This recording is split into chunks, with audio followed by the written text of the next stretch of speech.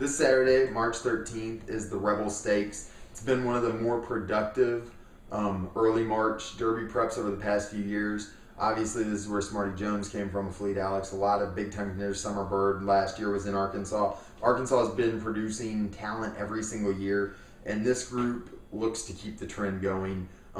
Probably the most competitive Derby prep, top to bottom, that's been assembled this year. You only have 7 horses, but every one of them is a pretty talented racehorse, and all of them could conceivably be real Derby contenders.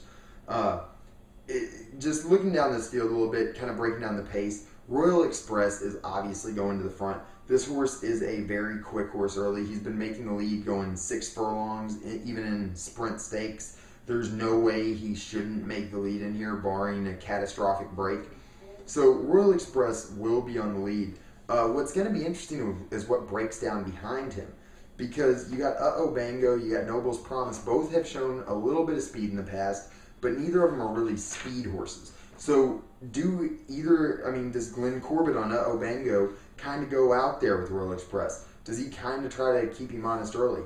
Does Noble's Promise, where do they sit? Does Alvarado try to stay close, or does he kind of take him back off the pace a little bit like they did in the Juvenile when they were 4.5 lengths off the pace? That's going to be really interesting to me watching this race. And then where will Looking at Lucky be?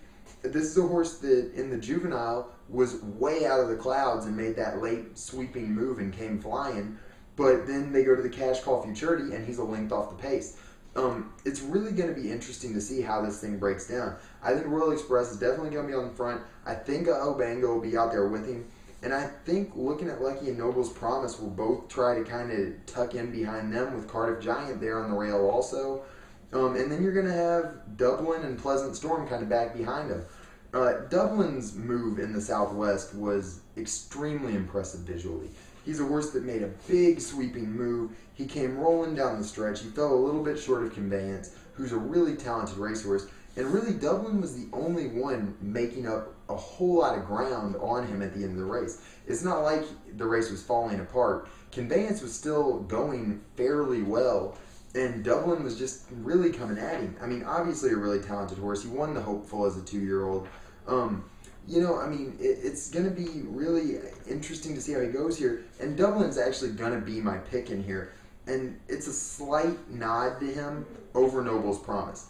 I really think Noble's Promise is going to take to the Oaklawn surface. I really think the configuration at Oaklawn is going to suit his running style a lot better than Santa Anita did. I think at Santa Anita, Looking at Lucky's running style and everything was a little more at home.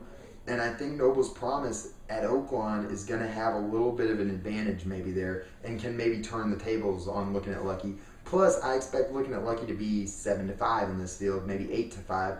And on paper, he doesn't look that much better than this group. He's not exceptionally fast. He has never run a really fast race. He's just consistent. He kind of reminds me of a 3-year-old version of Misremembered, who's now 4, who keeps running good in big races, but isn't, really doing it in huge fast times and isn't winning by huge amounts of, huge winning margins. He's not spectacular. He's just solid. And he's the type of horse that I don't think you're going to run Looking at Lucky out of the Superfecta here. But I don't think he has to win here. And at a short price, I think you've got to take a stand against him. And where you go is kind of up to you. Do you want to take Royal Express on an open lead, perhaps? I don't. I don't think he's going to be a 2-turn horse. I still don't trust Uh-Oh Bango at a legitimate 2 turns. He did run okay in the Delta Jackpot. He ran a good race there. But you're getting to a real 2-turn configuration here. I don't love him there. Cardiff Giant, I just don't think has the late kick to really close and beat these horses. He kind of seems a little one-paced. He's a little bit of a grinder. I don't love that. Pleasant Storm, I think, is a little overmatched. Will be coming late, but I just don't think the pace is going to get hot enough to really set him up. So, I'm kind of left between Noble's Promise and Dublin as the two horses that could offer a decent price. If one of those horses goes off 5-1 and the other one's 5-2, I'm obviously going with 5-1. But I think, Dublin is the horse that kind of strikes me right now. If the price on Noble's Promise is a lot better, I'll probably switch over to him day of.